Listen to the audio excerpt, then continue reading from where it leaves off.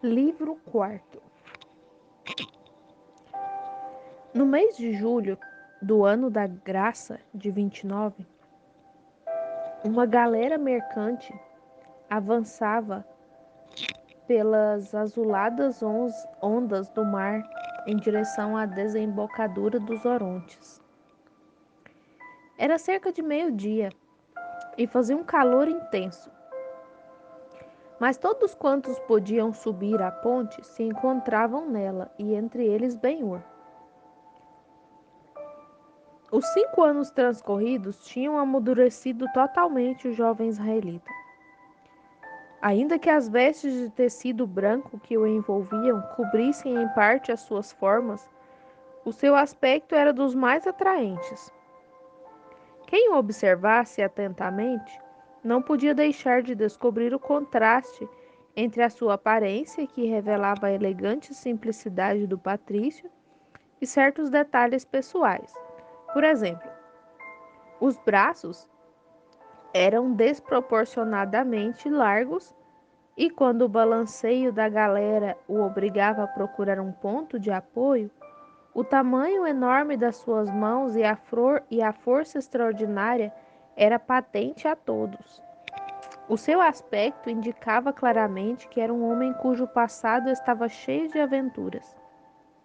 A galera, na sua travessia, tinha tocado num dos portos de Chipre e recebido a bordo um israelita de aspecto respeitável, tranquilo, reservado e paternal. Ben-Hur atreveu-se a dirigir-lhe algumas perguntas, e as respostas que obteve inspiraram-lhe confiança e deram lugar a um colóquio mais amistoso. Enquanto a galera avançava pela baía do Orontes, outras 2 naves alcançavam-na, e ao passar, desfraldaram 2 pequenas bandeiras amarelas. Um passageiro foi ao encontro do respeitável israelita para lhe pedir que explicasse o significado daquilo. Conheço perfeitamente o significado das bandeiras, respondeu. Não indicam nenhuma nacionalidade, mas sim o distintivo do seu proprietário. Tem muitos navios? Certamente. Conhece-lo? Fiz com ele alguns negócios. Ben-Hur escutava com interesse. Vive em Antioquia, prosseguiu o israelita. As suas riquezas tornaram-no muito conhecido, e os comentários que se fazem sobre os seus negócios não lhes são sempre favoráveis. Noutros tempos, havia em Jerusalém um príncipe de antiguíssima linhagem, chamado Ur. Judá fazia esforços para mostrar tranquilidade, mas o seu coração batia com violência. O príncipe era um mercador dotado de gênio para os negócios. Acometeu muitas empresas, tanto no longínquo Oriente como nos portos do Ocidente. Em todas as grandes cidades possuía sucursais, e a de Antioquia estava confiada a um sujeito que respondia ao nome grego de Simônides. Embora judeu de nascimento, o qual dizia-se tinha sido um escravo da família. O príncipe morreu afogado, mas o seu comércio continuou, sem que diminuísse a sua prosperidade. Pouco tempo depois, uma desgraça caiu na sua família. O único filho do príncipe atentou contra a vida do procurador Gratus. O crime frustrou-se e não se voltou a saber mais nada do jovem.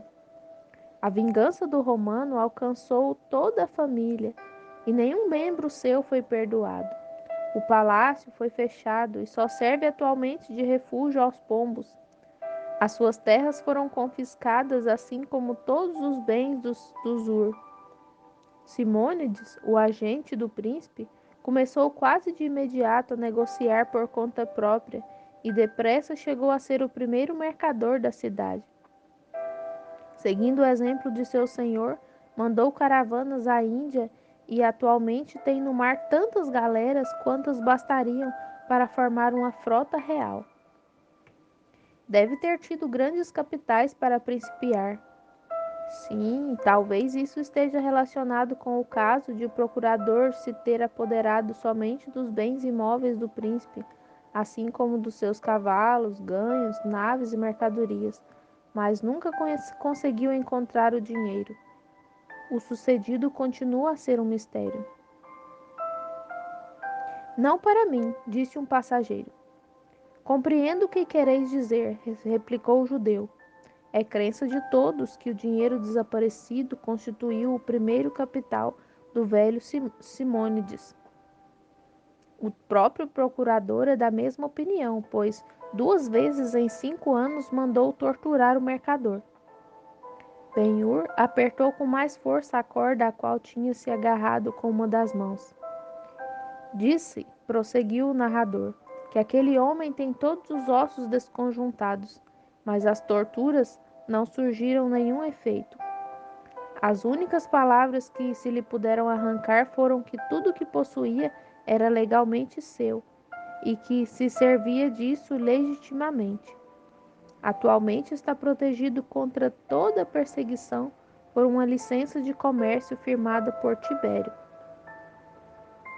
Aquelas naves são suas e é costume entre os navegadores, quando se encontram, içar as suas bandeiras, como que para dizer: tivemos uma travessia feliz. E aqui terminou o relato. Quando a galera já estava entre as duas margens do rio, Judá perguntou ao israelita: como se chamava o dono do barco mercante? Ben-Hur, príncipe de Jerusalém. E o que foi feito da família do príncipe? O filho foi embarcado nas galeras, que o mesmo é dizer que está morto. Da viúva e da filha nada se sabe, e quem sabe prefere calar. Provavelmente pereceram numa das celas de castigo que bordejam os caminhos da Judéia. Judá saudou e dirigiu-se para o lugar do piloto, onde ficou profundamente mergulhado nos seus pensamentos. Quando a cidade estava ao alcance da vista, os passageiros, desejosos de não perderem o espetáculo, acudiram à coberta. Momentos depois, a nave aproximou-se lentamente do mole. Deitaram-se as amarras e foram retirados os remos. A viagem tinha terminado e Ben-Hur foi em busca do israelita. Permite-me uma palavra antes de nos separarmos. O israelita acedeu. A história de teu mercador incutiu-me o desejo de o ver. Chama-se Simônides, não é verdade? Assim é. Onde poderei encontrá-lo? O interrogado dirigiu-lhe um olhar prescrutador antes de lhe responder. Depois disse: qualquer um pensaria que o mais rico mercador de Antioquia vive numa casa digna de tanta riqueza. Mas não é assim. Se queres encontrá-lo de dia, segue o curso do rio até chegar àquela ponte, lá embaixo, onde vive numa espécie de construção que parece o contraforte da muralha. Diante da porta há um vasto desembarcadouro, constantemente cheio de mercadorias chegadas e prestes a sair. A frota que está lá ancorada é dele. Não podes enganar-te.